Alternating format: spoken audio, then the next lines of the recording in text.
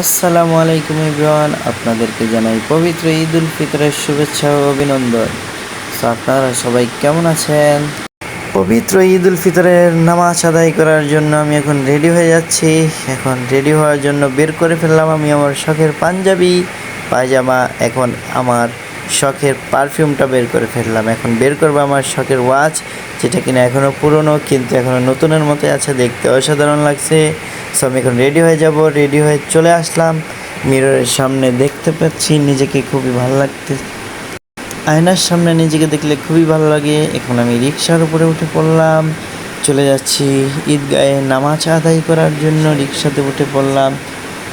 So আশেপাশে video করতেছি, video করতেছি এবং নিজেকে কেমন লাগে সেটা দেখার জন্য চলে যাব এখন ঈদগাহ মাঠে। সো আমি এখন ঈদগাহ মাঠের সামনে চলে আসলাম। তো ঈদগাহ মাঠে দুটো জামাত ছিল, একটি শেষ হয়ে গেছে, প্রথম জামাত আমি পাইনি, দ্বিতীয়টার জন্য চলে গেলাম। এখন মাঠের সামনে যেই দেখলাম প্রথম জামাত শেষ হয়ে গেছে। আস্তে আস্তে মুসল্লিরা বের হচ্ছে। তারপর আমার দুটো বন্ধু ছিল, তাদের সাথে দেখা করলাম। দেখা করে চলে গেলাম ঈদগাহ ময়দানের দিকে নামাজ আদায় করার জন্য।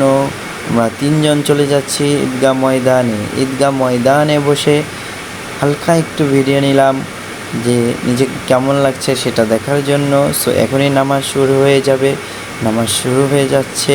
সো নামাজও শেষ হয়ে গেল, এখন চলে যাচ্ছি বাসার দিকে। আল্লাহ হাফেজ।